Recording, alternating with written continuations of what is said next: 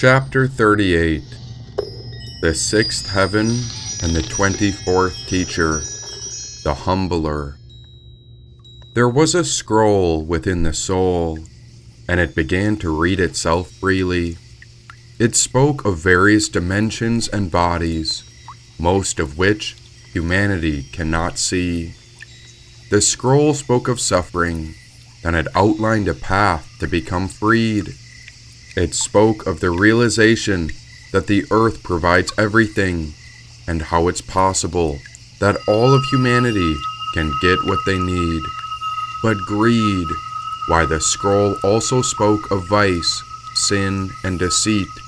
It revealed that many are lost in the subconscious realm as they spin in the cycle of suffering that repeats. Since the scroll was speaking, it was the Word, and the Word was with God, and this was a word that few had ever heard. Because when it spoke, it didn't always use language to talk. Now a journey downward needed to take place, since everything the scroll predicted is what came to. These events shocked myself and the material world, but there were a few who knew. And so we went downward rather quickly, because it happened faster than ever as it affected cities, states, countries, and towns.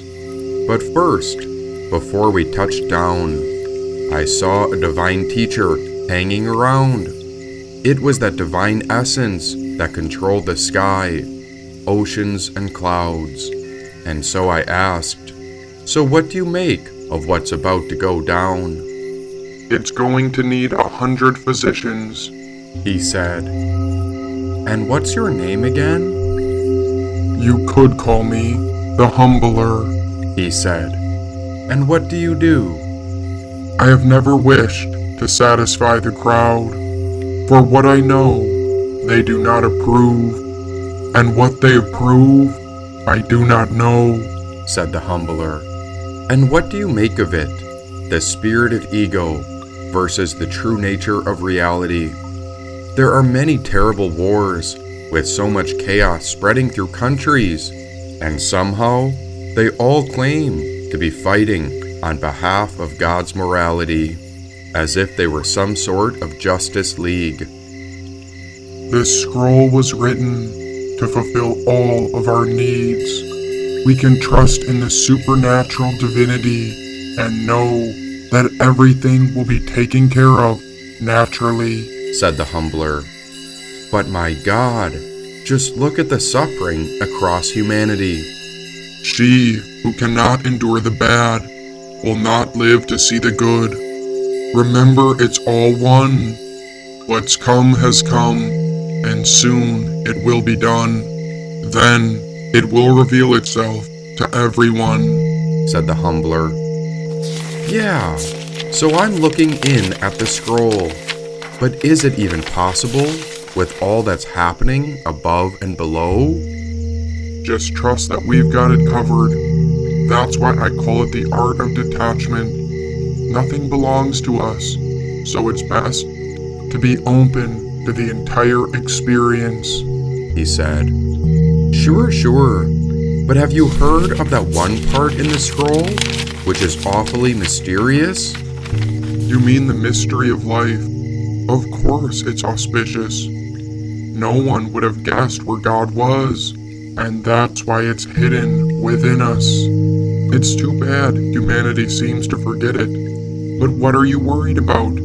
You've got the scroll, so you've already read it," said the Humbler. "But I would have never guessed it, and that's why I'm a bit in shock. If you knew what we went through to get here, well, before I read the scroll, I would have said that all hope was lost." It was silent for a bit, and so I watched the Humbler at work. There he spun the oceans, the tides, the sky, and he was always aware and alert. He was totally unconventional, and souls like him do not follow redundant social norms. His ideas would be called messed up according to the material world, but when you're up here, you appreciate how it all transforms. From what I could see, he didn't believe in showing off, and I'm certain he was brilliant from a young age. Are you sure it's possible? I asked him. Yep, it's the dawn of a new age, He said. It just seems... I was trying to think of the right words. Mysterious? He asked. Of course. But I'm not sure I get it. And so it's all about perspective, because in the scroll, it speaks of the nature of mammals. And I've always been curious why humans seem to forget that they're animals, said the humbler. What do you mean? Look at the earth, not what lives upon the land and within the oceans. Do you see it now? That the earth is a sort of wild playground for feral animals. Even human scientists know that humanity shares 99% of their DNA with chimpanzees, and yet, humans can expand their consciousness to realize the true nature of reality. This means that humans can evolve spiritually, and so the soul can become freed. But first, they must exist upon the earth, where all the animals breed. It could be said that humans are the most conscious animals, but they're also the most obnoxious, polluting rivers, which are the lifeblood of their species, and destroying the land and trees.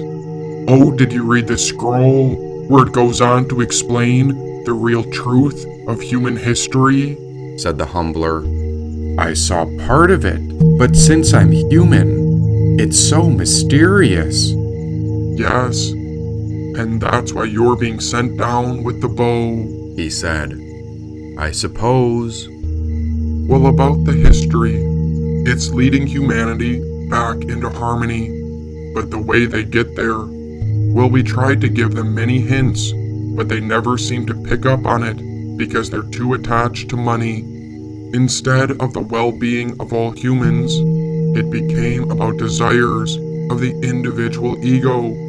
We even gave them all the knowledge they needed, but they started to trick people, so not everyone would know, he said. How'd they do that?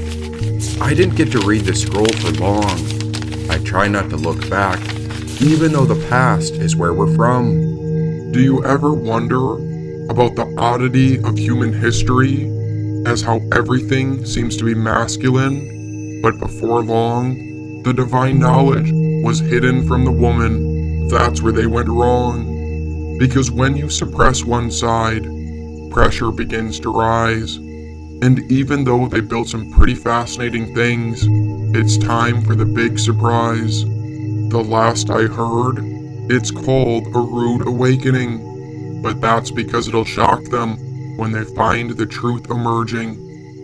Everything in their history books is written mainly from the masculine, and so once the wisdom teachings were discovered, it became separated from the women and others. Once they separated the feminine from the source, it was only a matter of time until it would get reconnected. It's obvious they're going to get shocked from this, and that's why the Bible calls it Revelations. It's an uncovering, that which was hidden before.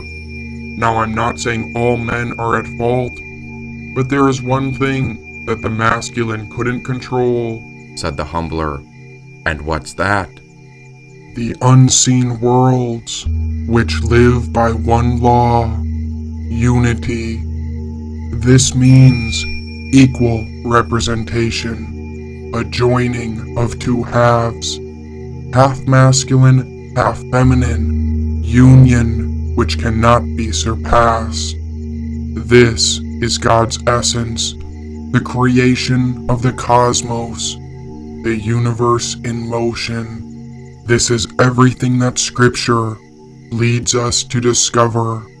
And if such a world was to repress the feminine, so comes the awakening. The masculine tried to conquer the world over and over again, and so their own ignorance puts humanity at risk of being conquered.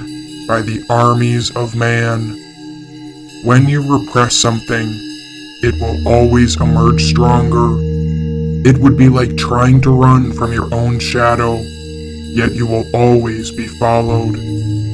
As the scroll reveals, there is only one way from here. The world can come together in union, or the world will be destroyed by fear, said the humbler. But the scroll also speaks of the powers of the formless, and I know this because I've been drifting in it for some time. Can you help us understand the powers of the formless? Because it seems like the majority of the world has lost their minds.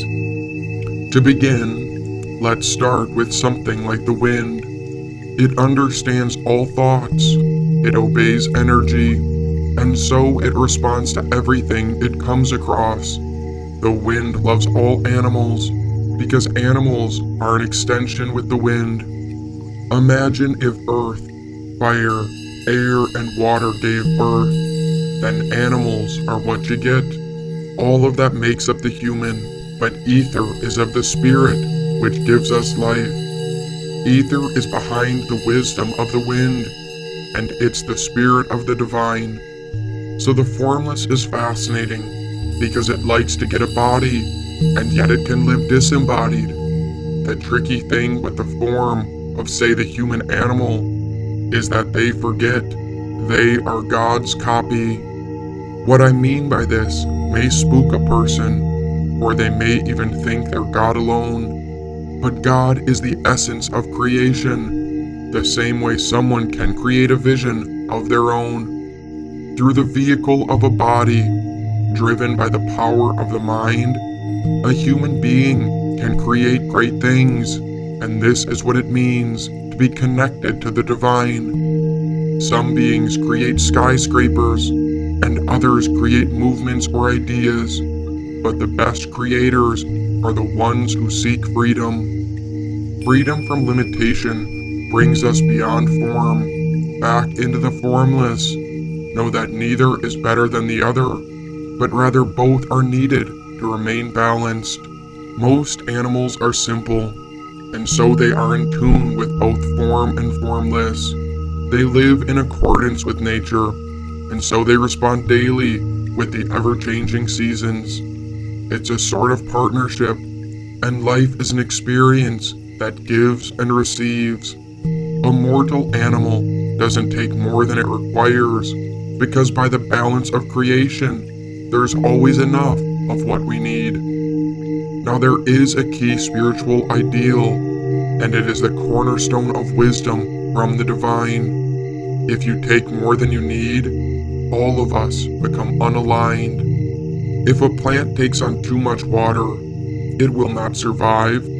Or if humans exploit nature, in time those humans will die.